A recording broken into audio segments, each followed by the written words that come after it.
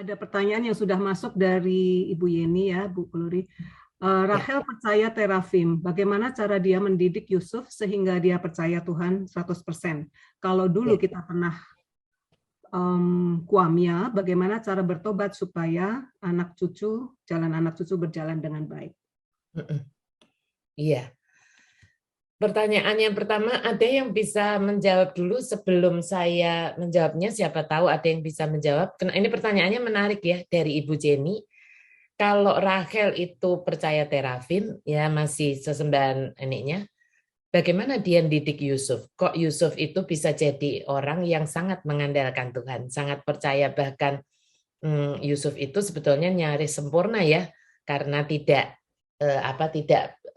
mau berzina dan sebagainya. Ya Daud aja jatuh dalam perzinahan, tapi Yusuf tidak. Ya, silakan. Saya menyediakan hadiah untuk yang nanti jawabannya bisa mirip atau mendekati lah. Silakan. Ya, Ada yang silakan. Yang ingin menjawab boleh langsung mengaktifkan audionya dan langsung menjawab. Ya, silakan. Boleh langsung aja dengan audio. Shalom.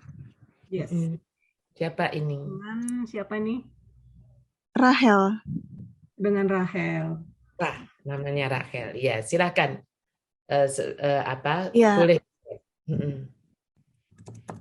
Saya mau coba jawab. Mungkin karena kan saat itu Rachel juga hidup hanya waktu Benyamin lahir, Rachel sudah meninggal. Jadi menurut saya Yusuf itu lebih banyak diasuh oleh Yakub, papanya gitu. Yeah. Jadi mungkin pendidikan kerohaniannya juga lebih banyak Yakub yang mempengaruhi. Oke, saya rasa cukup ini jawabannya karena sudah pas, nanti saya tambahin saja. Namanya Rachel, tapi saya percaya ini Rachel yang mengandalkan Tuhan. Ya, nada. Amin, amin. Ya, ini Rachel ya, bukan? Yang enggak tahu. Saya pikir ini apa dari youth saya, bukan ya? Bu, boleh Rachel kasih videonya on, nanti saya bisa spotlight. Oh, sebentar. Ada hadiah yang cantik ini dari saya, ya.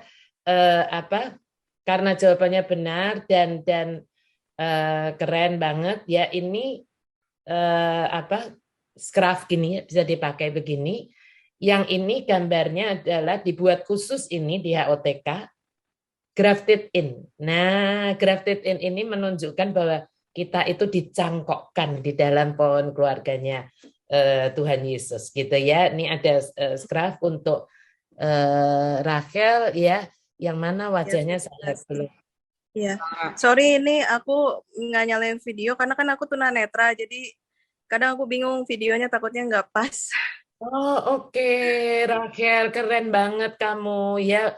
Tunanetra itu hanya yang secara fisik, tetapi banyak orang yang tunanetra di hatinya, tetapi kamu enggak, ya gitu. Jadi mungkin kamu Terima tidak kasih. bisa melihat sialnya ini, tetapi ketika kamu pakai saya berdoa, kamu akan tetap terus di-grafted in di dalam Yesus Kristus Tuhan. Ya Rachel. Amin. Ya. Jadi betul sekali ya, masa Rachel membimbing Yusuf itu pendek ya, dan saya menambah itu betul, tetapi saya menambahkan begini, jangan lupa bahwa pada saat itu di Israel itu patriarkat banget gitu. Jadi memang istilahnya bapak itu benar-benar kuat di dalam keluarga. Dan bapaknya ini kan memang Yakub ya gitu, orang yang ada di dalam perjanjiannya Tuhan seperti itu ya. Tapi betul jawabannya Rachel. Lalu tadi pertanyaan kedua dari Ibu Jenny ya adalah bahwa apa tadi ya, kalau dulu kita pernah kuamia, bagaimana cara ke kuamia ya, bagaimana cara bertobatnya supaya jalan anak cucu, maksudnya mungkin supaya untuk enggak jalan anak cucu kita baik ya, ya bertobat aja. Bilang aja bahwa dulu di dalam ketidaktahuan saya gitu ya, saya datang ke kuamnya seperti itu, tapi sekarang saya tahu saya memilih dengan roh, jiwa, dan tubuh saya mengikuti Allah yang hidup, Yesus Kristus Tuhan. Begitu. Jadi saya minta ampun Tuhan, basuh saya, tahirkan saya supaya saya boleh sungguh-sungguh menjadi anak-Mu. Dan ya jangan pernah ke guamnya lagi, begitu ya. 1 Yohanes 1:9. 1 Yohanes 1 ayat 9, Ibu Jenny harus sungguh-sungguh memahami ini ya, supaya enggak terus terintimidasi, tertuduh seperti itu ya, dan doakan anak-anak dan ya jalani kehidupan yang di dalam Tuhan Yesus. Itu saja sih. Ya. Saya rasa ini yang kedua. Selanjutnya dari Ibu Emma Clara. Ibu Gloria, selamat pagi. Sekarang kan banyak juga yang lagi tren seperti batu-batu kristal alam yang punya energi alam. Apakah itu juga termasuk, Bu? Terima kasih. Ya, gini. Kalau kita memakai batu dalam artian misalnya batu jade, giok, atau safir, atau apa, dipakai untuk kalung, dipakai untuk cincin, as long as kita itu perhiasan saja gitu ya, karena suka gitu. Saya juga punya batu safir, misalnya jade, ya punya, ada yang di warisan, ada yang beli sendiri seperti itu, nggak apa-apa. Tetapi kalau saya paling nggak mau kalau ditawarin, Bu, ini ada energinya, Bu, nanti bisa membuat Ibu begini, bisa supaya kita nggak sakit, nggak apa gitu, saya nggak mau, apapun alasannya. Untuk kesehatan, untuk apa, saya nggak mau pakai. Entah itu gelang, entah itu apa, saya nggak mau pakai. Sebab buat saya gitu, ya kan, saya tidak mau jadi saya seperti mengandalkan itu, gitu, ya kan. Aduh, nggak boleh lepas ini, gitu ya, harus dipakai. Di sininya saya nggak mau kalau seperti itu. Ya, tapi kalau itu untuk perhiasan saja, ya nggak apa-apa. Tapi kalau yang untuk perhiasan biasanya tidak akan orangnya. Kalau saya ya kebetulan saya juga main perhiasan, nggak pernah ada orangnya yang jual ke saya itu bilang bahwa ini ada energinya, ini ada energinya itu. Tapi kalau yang sampai ini sudah diisi, ini ada begini begitunya, ya saran saya sih, kalau saya nggak mau memakainya. Menyimpannya juga nggak usah. Itu jawaban saya. Ya, silakan. Yang selanjutnya ada lagi ini ya. Selanjutnya dari Ibu. Bu, bagaimana melupakan tindakan suami dan mertua yang menyakiti, tetapi mereka tidak tahu kalau hal itu telah menyakiti aku karena aku tidak bilang. Dan mereka merasa apa yang mereka lakukan baik-baik saja. Saat ini hubunganku dengan mereka baik-baik saja, terus ada tambahan, Bu. Haruskah aku menceritakannya pada mereka? Oh, oke. Iya. Satu, kalau dengan suami, ya sebaiknya ya gitu. Suami itu kan dua yang menjadi satu ya dengan kita. Ini saya ngomong apa yang secara idealnya ya, tetapi memang ada case by case. Kalau dengan suami sebaiknya ya diomongkan supaya tidak terulang terus. Kalau misalnya mungkin nggak ngerti bahwa suami itu melakukan itu sebetulnya tuh saya rasanya sakit gitu. Nah, tapi kalau seringkali kan kita married dengan seseorang yang biasanya temperamennya itu berbeda. Jarang orang married dengan temperamennya sama banget. Ya, biasa orang kan tertarik itu dengan yang temperamennya berbeda. Nah, seringkali kan yang dulu menarik setelah married malah jadi nyebelin gitu, itu bisa aja. Nah, ya diomongkan kalau kita itu nggak bisa setiap kali ya udahlah memaklumi bahwa itu, tapi memang benar-benar nggak sakit ya. Memang kayak begitu. Saya kasih contoh misalnya, nggak usah orang lain. Misalnya saya, Pak Gana, suami saya, tipe yang kalau ada apa gitu yang membebani hati Pak Gana, itu Pak Gana nggak bisa langsung cerita. Begitu. Nah, saya sebetulnya maunya nggak gitu sih, Bu. Mau saya kalau saya tuh paling nggak bisa. Rasanya kalau ada sesuatu yang membebani, jangankan nunggu Pak Gana pulang. Seringkali saya sudah me-WA atau me-line Pak Gana. Gitu, saya cerita. Kalau telepon, kalau itu sampai banget ya, biasanya saya bilang dulu, bisa saya telepon nggak? Gitu. Tapi kalau WA ya nggak apa-apa, kan dia bisa baca kapan-kapan ya, gitu. Tapi beda dengan suami saya, dengan Pak Gana gitu. Nah, seringkali saya itu maunya saya gitu ya kan, Pak Gana itu mbok ya cerita lah gitu. Tapi kan nggak bisa. Di satu titik saya pernah juga sih kesel gitu maksudnya ya. Tetapi saya omongkan itu dengan baik-baik gitu. Ya kan supaya enggak menjadi miss. Tapi Pak Gana juga bilang saya akan berusaha, tapi di satu sisi sayanya juga mau mengerti kan bahwa ya memang itu temperamen Pak Gana tuh nggak mudah untuk begitu, untuk seperti saya. Kan kita dari dua temperamen yang berbeda. Ya seperti itu. Tetapi kalau kondisinya tidak ideal, dalam arti ibu dengan suami hubungannya juga saya nggak ngerti ya, kalau hubungannya juga kurang baik gitu. Memang ini menjadi lebih sulit karena kita tidak, orang yang menyakiti tetapi dia tidak merasa kalau dia menyakiti, ya mungkin akan melakukan apa yang dia pikir tidak menyakiti itu berulang-ulang. Ya kan, seperti itu. Memang idealnya ya harus disampaikan gitu. Ya kan, kalau dengan mertua mungkin itu agak sulit kecuali hubungan dengan mertua amat sangat baik. Tapi kalau hubungan dengan mertua amat sangat baik, biasanya ya mertuanya nggak akan menyakiti ya, akan menjaga. Tapi kan kebanyakan tidak demikian. Nah, saya selalu menerapkan diri saya begini. Mengubah orang lain itu sulit. Yang bisa adalah mengubah diri kita dulu. Sambil kita berdoa. Ya kan, seperti serenity prayer itu kan ya, Tuhan mampukan aku untuk bisa mengubah apa yang aku bisa ubah gitu ya kan.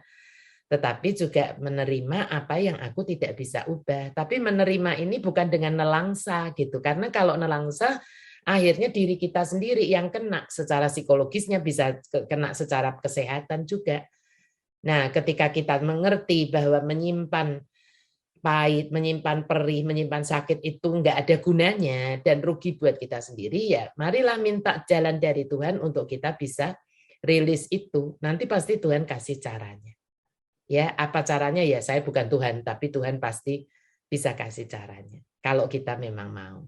Ya, oke, itu. Kita masih ada 4 pertanyaan lagi. Mungkin waktunya sih sudah habis setelah itu ya. Jadi ya. kita akan bahas 4 pertanyaan terakhir ini. Dari Ibu Evi, ya, dari Ibu Evi, Ibu Gloria mau tanya, apabila seseorang semasa kecilnya pernah diserahkan kepada salah satu dewa oleh orang tuanya, dan dianya sekarang sudah bertobat dan menjadi pengikut Kristus, apa yang perlu dilakukan supaya hal tersebut benar-benar bersih? Apabila kita imani bahwa kita telah lahir baru dan hal-hal yang berhala yang melekat di kita juga telah ikut hilang, apa ada cara tertentu supaya bisa benar-benar bersih sehingga tidak menghalangi berkat untuk anak cucu kita? Terima kasih. Ada, pasti ada. Jadi satu, kalau yang tidak ada benda-benda tertentunya, ya cukup dengan kita berdoa aja, minta ampun sama Tuhan. Tadi yang 1 Yohanes 1 ayat 9, yaitu kita harus yakin gitu bahwa jikalau kamu mengaku dosamu, maka Allah setia dan adil. Dia akan mengampuni kamu, tapi juga bukan cuma mengampuni, menyucikan kamu dari segala kejahatan. Apa artinya menyucikan? Ya Anda menjadi bersih kembali, toh, tahir kembali, itu.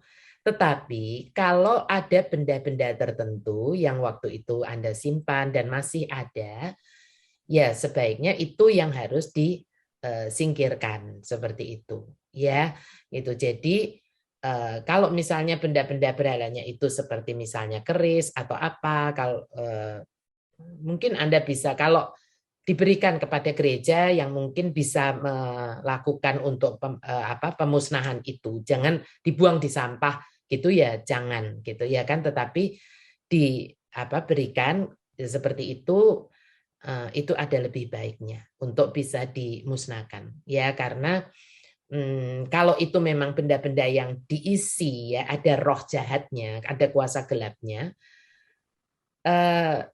kita tetap hati-hati, jangan sembrono begitu ya kan, jangan sembrono, walaupun kita tidak mempercayai itu, tetapi jangan jumawa begitu istilahnya ya, karena untuk menghabisi roh jahat itu tidak bisa sembarangan gitu ya, jadi harus orang yang sungguh-sungguh mengerti.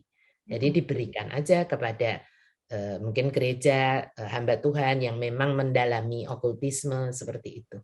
Ya, kalau ada benda-bendanya. Tapi kalau tidak ada benda-bendanya, ya cukup mengaku dosa saja. Sorry, begini.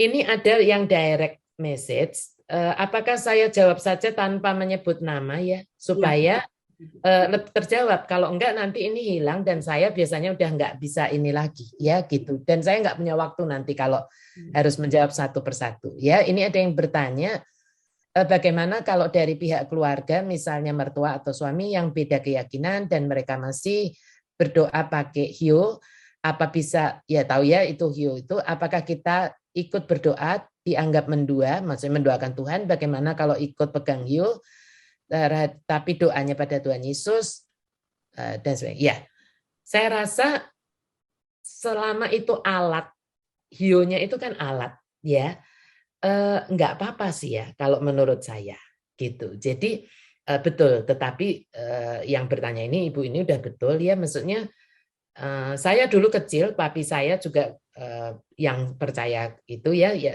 apa Konghucu seperti itu, doanya juga pakai hio. Dan seringkali gitu kalau saya mau apa dulu waktu kecil waktu saya belum lahir baru ya saya ikuti arahan dari papi saya. Kalau mau ujian disuruh doa, minta sama kongco, makco untuk memberkati supaya nanti ujiannya bisa lulus, bisa berhasil, ulangannya bisa bagus begitu ya. Saya ikutin waktu saya belum mengerti. Tetapi setelah saya born again, ya saya sempat saya menentang papi yang saya nggak mau, tetapi akhirnya ibu rohani saya justru yang mengajari saya untuk kamu tidak bisa memenangkan papimu kalau kamu bruk seperti ini. Jadi saya mengangkat hiu itu, tetapi saya berdoa kepada Tuhan Yesus sampai di pernikahan kami seperti itu, gitu. Dan ya, dan di situ tuh banyak foto-fotonya. Saya bilang sama Tuhan Yesus, Tuhan saya sedih banget, itu dalam hati sih ya. Saya nggak pernah ketemu, saya cucu paling kecil dari keluarga besar, opa saya aja saya nggak tahu, hanya oma yang saya ketemu gitu ya. Jadi saya bilang saya nggak sempat untuk menginjili mereka, saya sedih sekali. Ya saya minta mersinya Tuhan, saya nggak ngerti gitu ya, saya nggak mau mendahului Tuhan. Itu yang saya lakukan. Tapi papi nggak tahu itu. Ya, jadi itu jawaban saya. Nah lalu ada ini selamat siang. Iya, yang direct ya.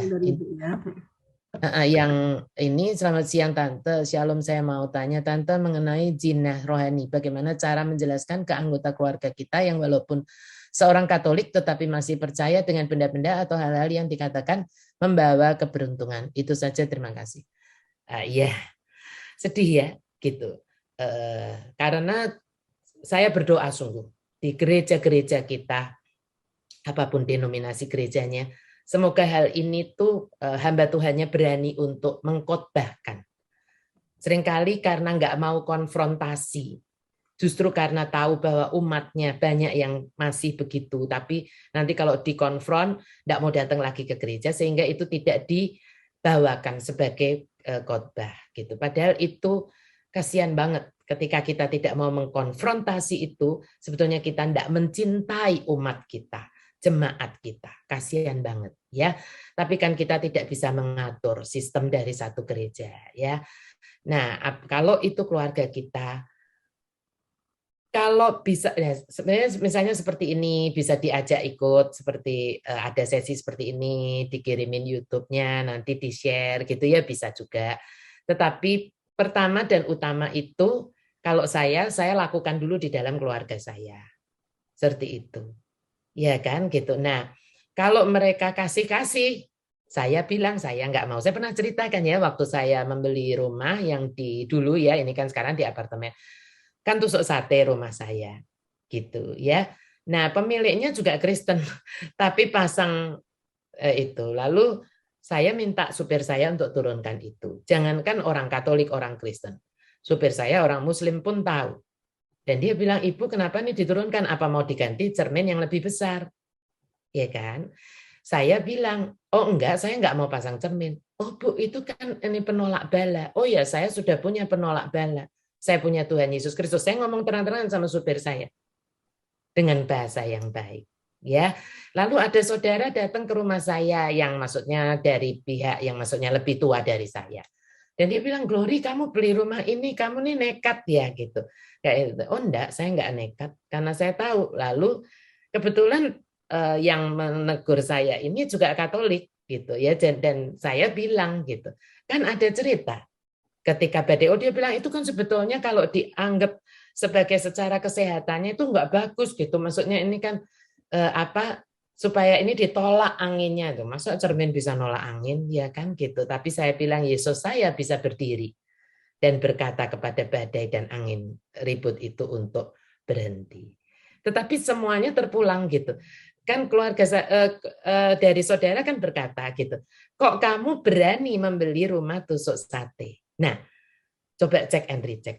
Ibu-ibu berani enggak membeli rumah tusuk sate? Itu juga menunjukkan apa yang ibu percayai di sini. Jangan alasan bahwa nanti dijual laginya susah, enggak. Tapi itu terpulang di sini. Ketika Anda berarti tetap ikut pola dari dunia ini. Itu. Saya membeli karena saya mau menunjuk, banyak kan bilang nanti tidak bisa diberkati, tapi ketika puji Tuhan semuanya karena Tuhan ya. Ketika mereka melihat bagaimana keluarga kami diberkati, bagaimana anak-anak saya dan keluarga diberkati, mereka speechless. Ya kan? Lalu beberapa mau ikut juga di dalam mendengarkan YouTube saya setiap Dunamis seperti itu gitu. Ya, jadi dimulai dari kita sendiri dulu daripada mengkuliai orang lain. Nanti kalau nguliai terus mereka bilang kamu aja nggak berani, kamu aja begini. Nah, kayak begitu. Ya kan saya enggak mau menguliai, tapi saya melakukan aja sesuai dengan yang saya percayai seperti itu. Ya, gitu. Jadi dari diri kita sendiri dulu. Itu saya rasa. Saya rasa sudah semua ya, Marta. Ada lagi yang direct message juga ke saya. Pertanyaannya, siang Bu, saya mau tanya. Saya baru tahu ada grafologi, ilmu menggali potensi karakter dari mempelajari tulisan tangan. Apakah ini termasuk tidak berkenan di hadapan Tuhan? Iya. Di psikologi itu masih menjadi pro dan kontra ya, tetapi kalau yang berkaitan dengan yang namanya kalau dari yang menggambar begitu, lalu dari gambarnya itu, oh ini kelihatan karakternya orang begini, misalnya dari cara coretannya itu enggak apa-apa, ya. Tetapi even saya waktu di psikologi ya, dosen-dosen yang dari Muslim pun mereka menentang yang kalau itu dengan ini, membaca tangan ini, seperti itu, karena itu seperti meramal, ya kan, seperti meramalkan dengan apa tuh dari apa yang pokoknya itu lalu kan, oh ini nanti dilihat seperti ini, itu seperti meramalkan. Tetapi kalau dilihat dari goresan, seperti itu kan kelihatan nih, oh ini sebetulnya orang yang tegas atau orang yang apa katanya begitu. Tapi sebetulnya para psikolog sendiri mengatakan bahwa itu enggak akurat. Ya, tetapi ya ada yang menjual itu kan, dan sayangnya banyak juga mami-mami yang mau membelinya. Itu jawaban saya. Oke. Pertanyaan selanjutnya dari Ibu Christine Gono. Ibu tadi Ibu menampilkan gambar terafim. Beberapa motif batik atau kain adat ada yang motif seperti itu. Bagaimana menurut Ibu? Iya. Ya ini sulitnya ya gitu. Yang seperti dari Papua, lalu dari Kalimantan dan sebagainya itu ada yang seperti itu tuh, seperti ini gitu. Kalau mau menelusuri, ada orang yang tertarik sekali dengan batik ya harus ditelusuri gitu. Maksudnya, tapi kalau misalnya kita nggak mau ribet, ya kita nggak usah membeli yang seperti itu. Tapi kalau seneng, ya silahkan ditelusuri itu sebetulnya apa. Kan biasa itu ada motif itu kan pasti ada polanya ya. Mencontoh dari apa seperti itu gitu. Nah itu perlu diteliti. Saya sendiri nggak terlalu mendalami itu, jadi saya nggak mau sok tahu. Tetapi silahkan diteliti kalau memang pengen tahu dan senang make yang begitu gitu ya gitu. Tapi kalau itu sekedar cuman seperti hiasan-hiasan ya mungkin nggak apa-apa. Itu jawaban saya. Ya, silahkan. Ya, dan pertanyaan terakhir dari Ibu Lili Estelia, bagaimana kita membedakan batu yang ada isinya atau tidak pada saat kita beli? Nah, saya nggak tahu. Saya bukan ahli batu. Tetapi ya biasa kalau gini ya, saya itu punya pemasok mutiara yang sekaligus kadang-kadang bawa batu gitu. Ya saya Itu aja. Dan biasanya dia nggak bilang gitu. Kalau batu-batu yang diisi itu biasanya kan dijual mahal.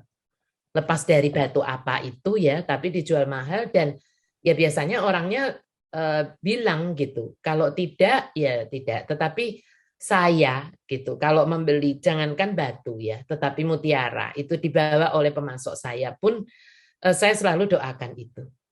In the name of Jesus gitu. Jadi dibersihkan, ditahirkan, tidak ada yang masuk baik untuk saya maupun untuk yang nanti memakainya gitu ya, kalau membeli gitu memakainya. Itu yang saya lakukan. Tapi kalau gimana nih saya suruh notis gitu, saya nggak tahu karena saya memang nggak ahli di situ. Ya, itu jawaban saya. Ya, ada tambahan sih Bu dari Ibu menyambung yang tadi ya. Dulu saya guamia tentang anak saya. Jadi 1 Yohanes 1 ayat 9 buat anak bagaimana? Ya anaknya saya dulu juga diguamiakan sama mami papi saya di dalam ketidaktahuan mereka ketika mereka belum menjadi orang percaya. Lalu mereka ceritain ke saya bahwa saya itu nggak boleh dibaptis percaya kepada Tuhan Yesus sebelum usia 17 tahun. Kalau saya dibaptis sebelum usia 17 tahun akan meninggal katanya. Yang kedua, saya nggak boleh married dengan orang yang show-nya sama. Dua-duanya saya langgar. Tetapi ketika itu gitu, saya omong sama papi mami saya sih. Gitu. Mami saya mungkin nggak terlalu, tetapi papi saya, loh kok saya ikut pelajaran itu kan ya katekumen itu ya gitu. Lalu saya mengatakan bahwa ya ini pilihan hidup saya walaupun waktu itu saya masih SD gitu. Ya saya bersyukur orang tua saya tuh walaupun seperti itu tetapi memang moderat gitu sehingga papi saya tuh didikan barat ya jadi dia akhirnya bilang ya udah apa maunya gitu. Mau dikata dan mereka datang waktu saya dibaptis. Dan ternyata puji Tuhan sampai dengan hari ini Tuhan masih memberikan kehidupan kepada saya. Yang dengan yang sama sionya juga saya langgar. Saya married dengan Pak Gana, kami sionya sama, kami umurnya sama, hanya beda 2 bulan lahirnya. Pak Gana April, saya Juni. Begitu. Dan dia yang nanti nggak bahagia nanti ini akhirnya saya mendekati papi saya omongin, mami saya juga dan mereka melihat bagaimana Pak Gana mengasihi saya. Ya seperti itu dan akhirnya hilang. Tapi kalau ini adalah kita yang waktu itu kita ini kan maksudnya kan yang salah bukan anaknya kan ya, yang salah kan menanyakan itu. Jadi meminta ampun itu beres semuanya. Seperti itu. Tapi kalau pernah diceritakan itu hasil guamianya itu diceritakan kepada anaknya gitu ya, anak kita, apa yang sudah pernah didengar oleh kita itu kan nggak pasti sedikit atau banyak masuk kepada memori. Nah itu harus dengan rendah hati ya kita berani mengakui itu bahwa mama dulu nggak benar. Nah itu berarti nggak benar. Di dalam Yesus Kristus Tuhan kamu nggak seperti itu. Yang benar adalah Yeremia 29 ayat 11. 1 Korintus 5 ayat 17 seperti itu. 2 Korintus 5 ayat 17. Seperti itu dan di atas semuanya ya mari mengajari anak-anak kita dan meneladani anak kita untuk menjadi anak yang melekat kepada Tuhan. Ya, yang punya quiet time, punya devosi dan sebagainya. Itu lebih dari segalanya. Ya, kalau anak kita dipatahkan ininya semua tapi nggak pernah diajarin untuk menjadi orang-orang yang seperti Mazmur 1, ya percuma saja gitu. Ya, jadi bukan berarti setelah kita ini terus anak kita tuh nggak kita ajarin jalan dengan Tuhan, terus otomatis hidupnya pasti akan lurus nanti ikut Tuhan. Ya enggak bisa. Ada Amsal 22 ayat 6 kan ya. Didiklah orang muda menurut jalan yang patut baginya. Maka pada masa tuanya dia tidak akan menyimpang dari jalan itu. Ada bagian kita. Saya rasa itu cukup ya.